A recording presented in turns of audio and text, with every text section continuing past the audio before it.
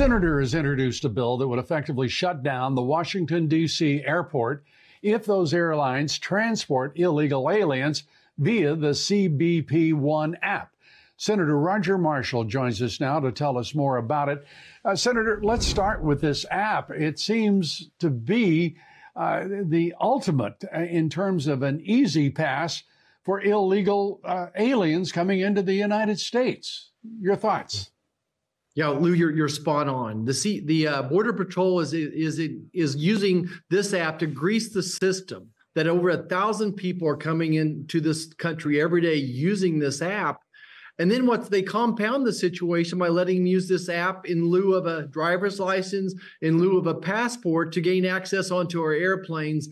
And ultimately, I think that this is what I'm concerned about is the national security, the security of families that are on these planes already. Absolutely. And then they're being invaded with these folks that are illegal to start with, and then they have no proper form of identification.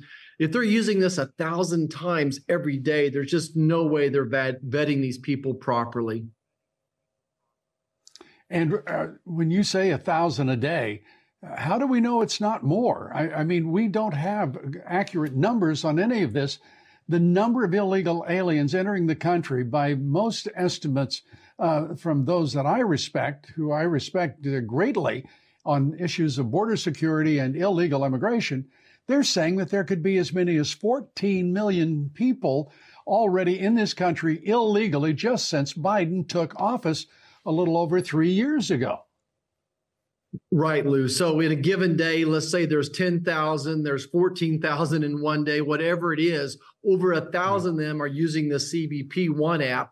That doesn't account for all the gotaways. It doesn't account for the people that are asking for asylum, that are coming in on parole. And to the point earlier is there's no way they can vet these people, that this is basically a get out of jail free card. They're using it to gain access to airlines that have other American citizens on it. Is it absolutely a threat to the safety and security of our families? Without question. And what is, in your judgment, what's going to happen? The app itself is an affront to the idea of sovereignty and the national security. Why in the world are they getting away with this? The Biden Marxist Dem regime. Yeah. So Lou, elections have consequences, as you and I both know. What's going to happen is they're going to do more of this. They are using this CBP-1 app to grease the system to get more people across the border. They don't care if they're legal. They don't care if they're illegal. They're future voters, to my friends across the aisle and to Joe Biden. So they're going to continue to use this and just simply, like I say, grease the skids. That we are trying to shut them down. What we're trying to do is to say, if you're an airline that accepts this, we won't let you fly into DCA airport. Congress can't control all the airports in the country, but we can control who comes in and out of DCA.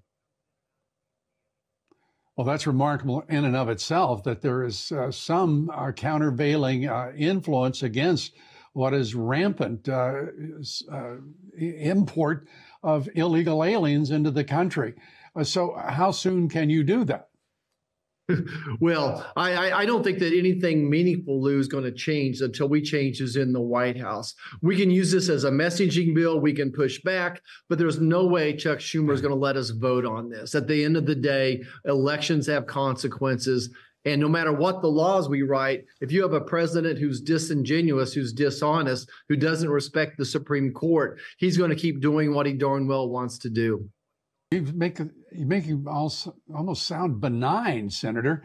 This man is mentally impaired, cognitively impaired. He's politically compromised, and he is, without question, not leading this country. I don't think anybody is under the illusion any longer in this country that he's actually the president of the United States. He's nothing more than a puppet. Who's running this government? Well, Lou, if that's a question I get every day, get asked every day. Obviously, he has a board of people that are running things behind the scenes. I think they tell him what to do, what not to do. I think that it's the old Obama administration that's in there right now running the situation. But I do want to point out what we can do about it is impeach Secretary Mayorkas. And that should be coming to the front here in the next week or two. I think that's an opportunity for us to show the American public exactly who this president is and his policies that are illegal. So we look forward to that happening. And by the way, is there any chance in the world that Republicans will actually be able to find Mayorkas impeachable, find him guilty? Well, the first thing we have to do is even get the hearing. What Chuck Schumer is going to do is, for the first time in American history, is table this impeachment process. And I think he has the votes to do that, so we'll never even get to a hearing. But yes, I think we would get most every Republican to vote in favor of it, but it still won't be enough to get it across the finish line. I think it takes 2/3 of the Senate to actually have an impeachment process go through. I guess the question becomes, is such messaging worthwhile when in point of fact, the Republican Party is basically impotent in this, particularly in the Senate. Now the brilliant leadership of Mike Johnson, he's eliminated what margin there was for the majority with George Santos' removal, with the surprise retirements of others. I mean, the Republicans look like, frankly, damn fools here.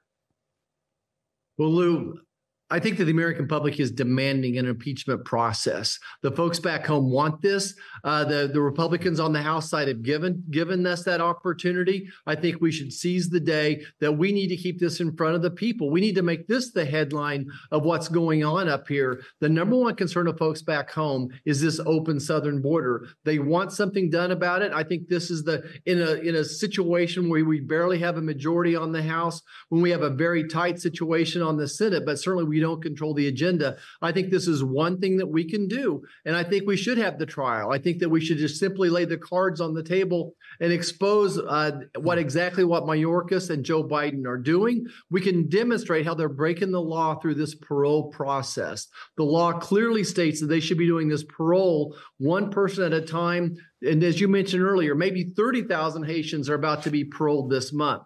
So we need to show America exactly how he's broken the law. The national media won't cover the story, but we will.